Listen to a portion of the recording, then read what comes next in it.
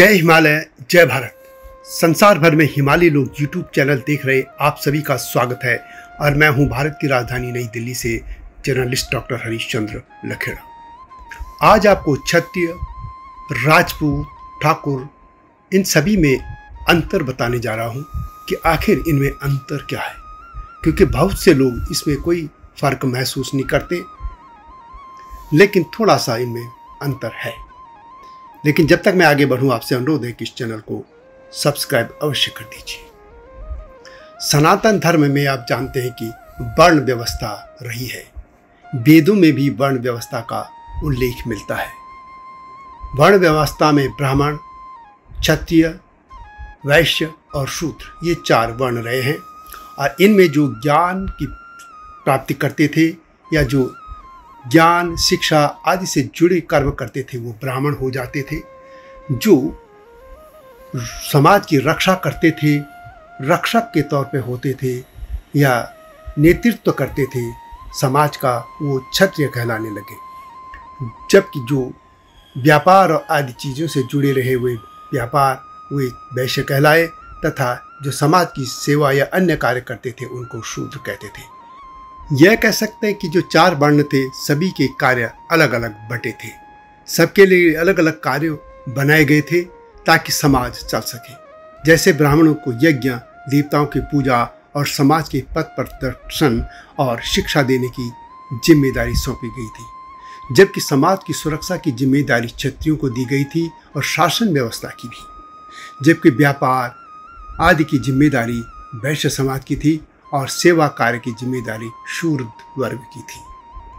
यह व्यवस्था कोई जाति पर आधारित नहीं थी कि एक परिवार में सभी ब्राह्मणी होंगे या क्षत्रिय होंगे या वैश्य ही होंगे या शूद्र होंगे। व्यवस्था यह थी कि समाज में जो व्यक्ति जिस तरीके का काम कर रहा है, जिस तरीके का वह ढल रहा है, वह उसी वर्ण व्यवस्था में चला जाता था। यदि वह ज्ञान की तरफ झुक रहा है तो वो ब्राह्मण वर्ग में जाता था। जो समाज की रक्षा के लिए या युद्ध करने के लिए ताकतवर जैसा था वो क्षत्रिय हो जाता था। यही व्यवस्था अन्य वर्णों के लिए भी थी। इस तरह प्राचीन भारतीय समाज में राजा शासन करना या सुरक्षा या सैनिक ये व्यवस्था क्षत्रियों को सौंपी गई थी। पहले लोग वर्ण बदल सकते थे, लेकिन बाद में जब वर्ण स्थिर हो गए तो क्षत्रिय का वंश क्षत्रिय वंश कहलाने लग गया। आजीविका के लिए भले हुए कोई भी कार्य करते रहो, लेकिन अधिकतर में से सैन्य कार्य में ही लगे रहते थे। यानी राजाओं के सैनिक अधिकतर क्षत्रिय वर्ग से होते थे और जो शासन कर रहे थे वो क्षत्रिय ही होते थे। हालांकि बाद में कई अन्य समाजों से भी लोग आगे आए, वे राजा बने तो वे भी क्षत्रिय कहलाने लग गए थे। हालांकि यह भी हुआ कि जो प्राचीन भारतीय समाज में क्षत्रिय कहलाते थे, बाद में वे विभिन्न कारणों से क्षत्रिय समाज से अलग पहचान बना गए। दूसरा नाम आता है राजपूत। राजपूत शब्द संस्कृत के राजा पुत्र या राजा का पुत्र से निकला है। इनको क्षत्रियों का ही वंशज माना जाता है, यानी जो क्षत्रिय हैं वे राजपूत भी हैं। सम्राट हर्षवर्धन के निधन के बाद और दिल्ली में मुस्लिम सल्तनत स्थापित होने के बीच के कालखंड को राजपूत काल कहा जाता है।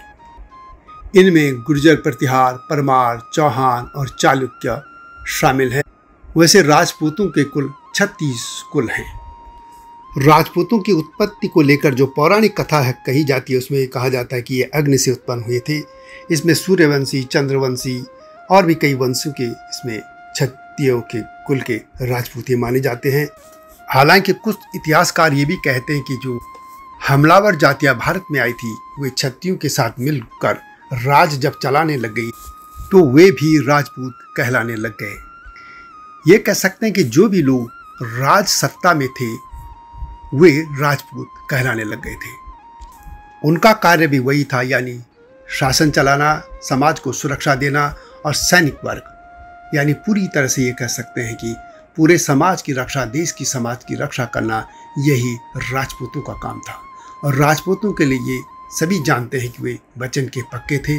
जो वचन देते थे उसके लिए सिर कटवाना उनके लिए मामूली बात थी। राजपूताना के राजपूतों का इतिहास स्वर्ण अक्षरों से लिखा गया है, यह सब जानते हैं।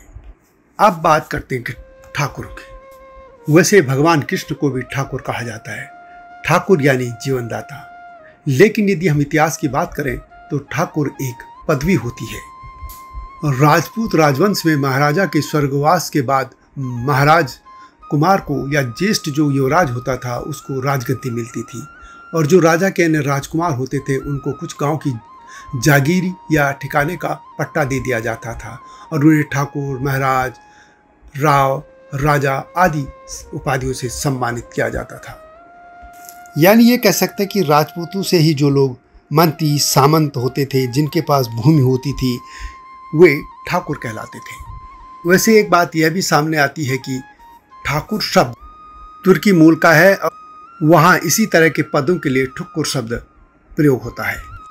यदि जातीय आधार पर कहें तो ठाकुर टाइटल बहुत से लोग इस्तेमाल करते हैं। इसमें क्षत्रिय वर्ग के लोग भी इस्तेमाल करते हैं, बिहार में ब्राह्मण भी ठाकुर लिखते हैं और एक नाई वर्ग के लोग भी ठाकुर लिखते हैं। वैसे ठाकुरों की तरह राव, रावल, महारावल, राणा, राजा राणा, महाराणा आदि कई उपाधियां होती थी, यह खास तौर पर राजपूताना क्षेत्र में होती थी, जबकि कई जगह चौधरी शब्द भी इसी तरह मिलता है। यदि आप पश्चिम उत्तर प्रदेश और अन्य इलाकों में देखें तो चौधरी शब्द मिलता है, और इसी तरह राव शब्द प्रयोग में लाया जाता है। तो यह है क्षत्रिय, राजपूत और ठाकुर में अंतर। वीडियो कैसी लगी कमेंट में अवश्य लिखें। चैनल को सब्सक्राइब करना न भूलना। आऊँगा इस तरह की नई गाथा के साथ, तब तक जय हिमालय, जय भारत। हिमालय पे पेड़ हो तो गीत गाएंगी नदियाँ, गीत गाएंगी नदियाँ। पेड़ों पे चिड़िया है तो गीत गाएंगी नदियाँ, पेड़ों पे चिड़िया है तो गीत गाएंगी नदियाँ। माँ की लोरी जैसे होते हैं नदियों के गीत।